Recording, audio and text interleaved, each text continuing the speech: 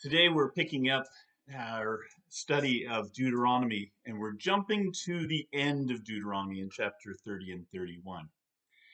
Deuteronomy means second sermon, and Moses is at the end of his life, and he's recounting for the people all of the things that God has done.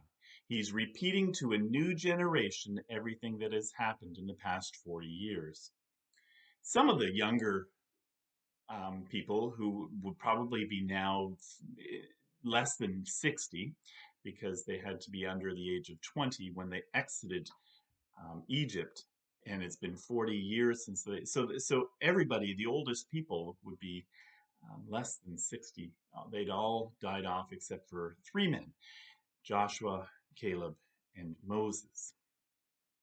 So we're jumping from chapter 7, which we looked at yesterday, to chapter 30, where in that, let me just summarize it for you.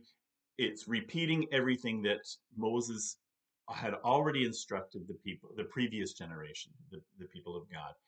And those things can be found in Exodus, Leviticus, and Numbers. And he summarized them into one block of a sermon.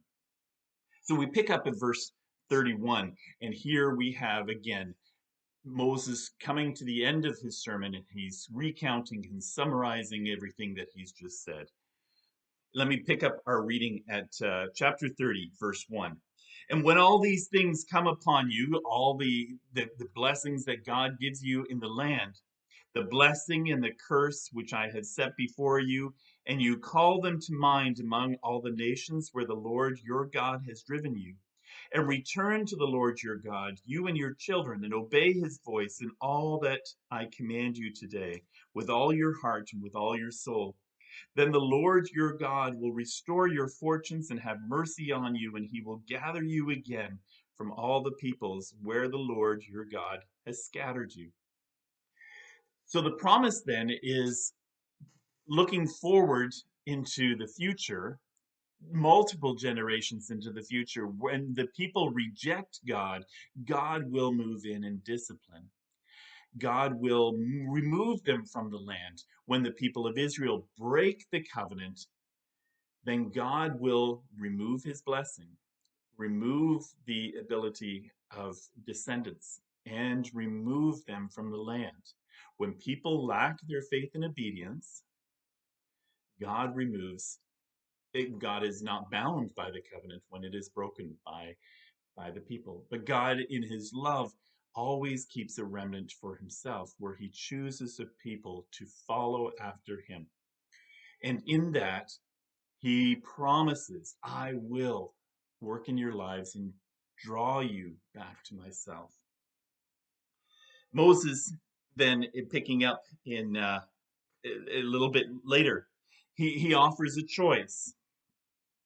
He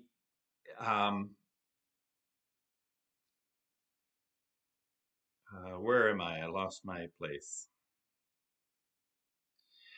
Verse 19 of chapter 30. I call heaven and earth to witness against you today that I have set before you life and death, blessing and cursing.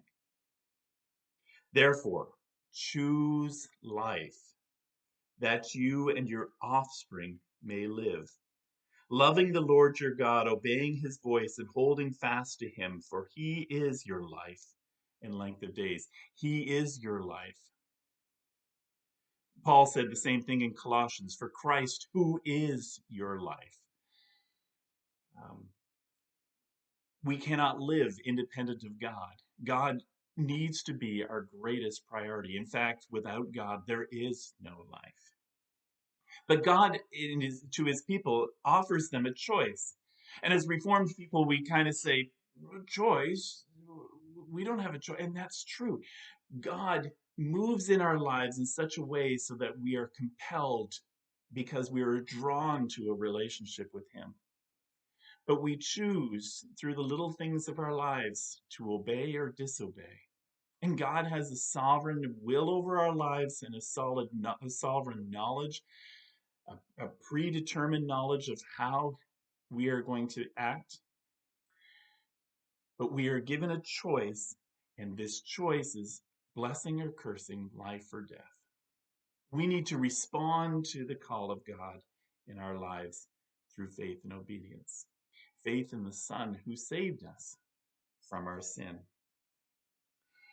Moses then says, okay, I'm at the very end.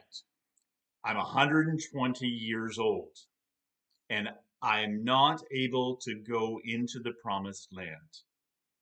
120 years, and those 120 years can be broken into 3 sets of 40.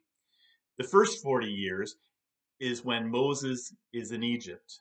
The second 40 years, between the time he's 40 and the time he's 80, is when he's out in the wilderness of Midian, wondering, why am I on this earth?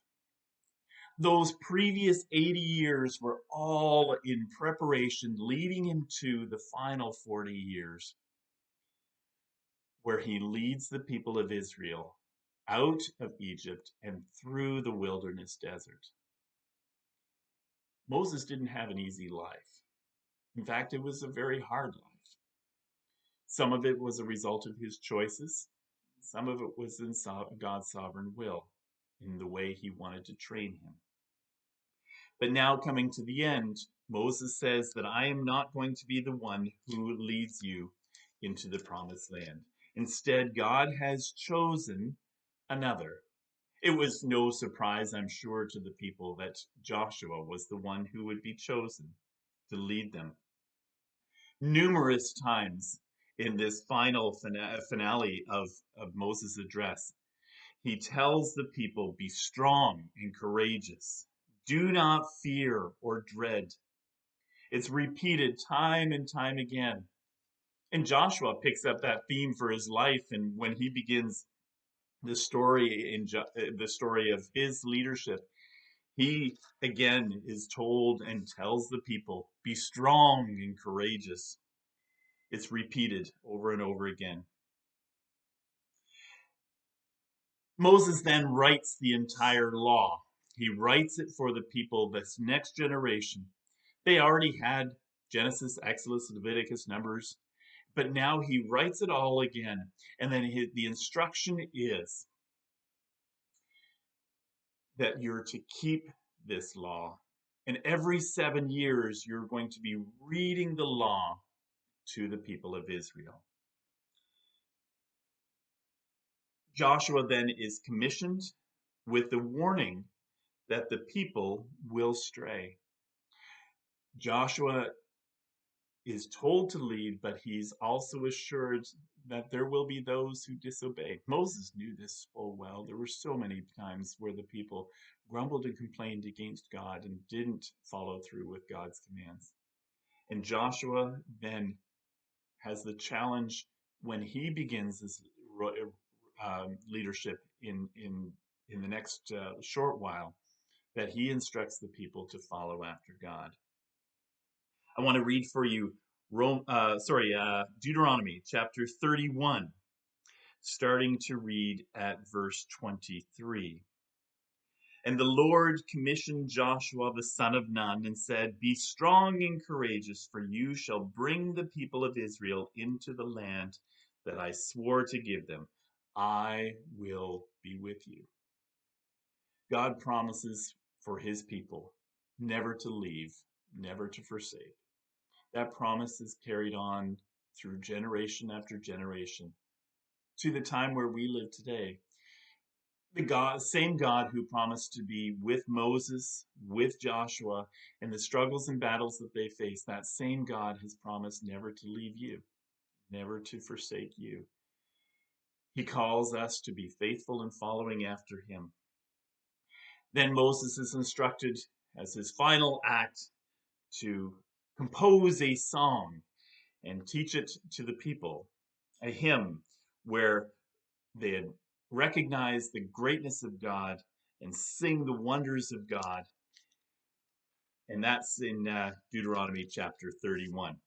And then we'll pick up in our next lesson on Moses' final end, and Joshua begins to come into complete leadership. So that is our ending for our lesson today. I hope that you have